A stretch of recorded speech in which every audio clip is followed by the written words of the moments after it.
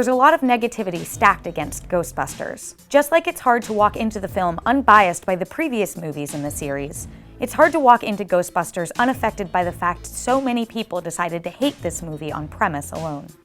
I wanted to love this new Ghostbusters, but unfortunately, it's just fine. The Ghostbusters themselves are great. Kristen Wiig and Melissa McCarthy ground the film with a great friendship and the chemistry they established during their previous work with director Paul Feig. Leslie Jones is also fantastic as the layman who blends so well with the other scientists on her team and nails her jokes every time. Okay, so I don't know if it was a race thing or a lady thing, but I'm mad as hell. Even Kate McKinnon, who wasn't as much of a scene stealer as was expected after becoming immediately memeable from Ghostbusters trailers, brings something different to a movie that hews in many ways back to the 1984 original. You can't help but root for these four, who are just trying to use hard science to prove the paranormal exists and make New York City a safer place. The plot of the movie is nothing new, but also largely works. It's the friendship between the four Ghostbusters that keeps the film moving along. The story offers a new mythology for the Ghost Girls, and it's fun to see them working together. When they finally do come in to save the day, the journey to that point feels earned. Unfortunately, it's the pacing and editing that's the biggest problem with the movie. For all that the haters blasted the film for starring four women, it's actually director Paul Feig who doesn't seem like he's the right fit for the series. His humor never quite jives appropriately with the tone of the film.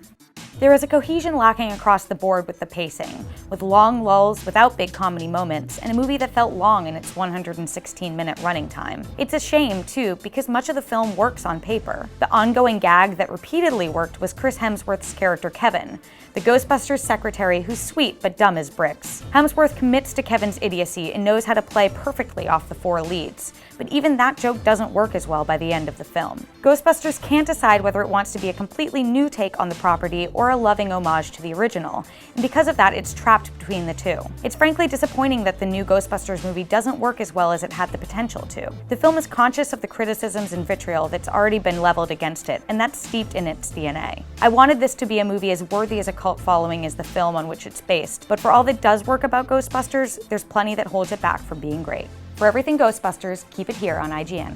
Let's go. Let's go. Oh, did you want to? Sorry, I'll let you. Next time.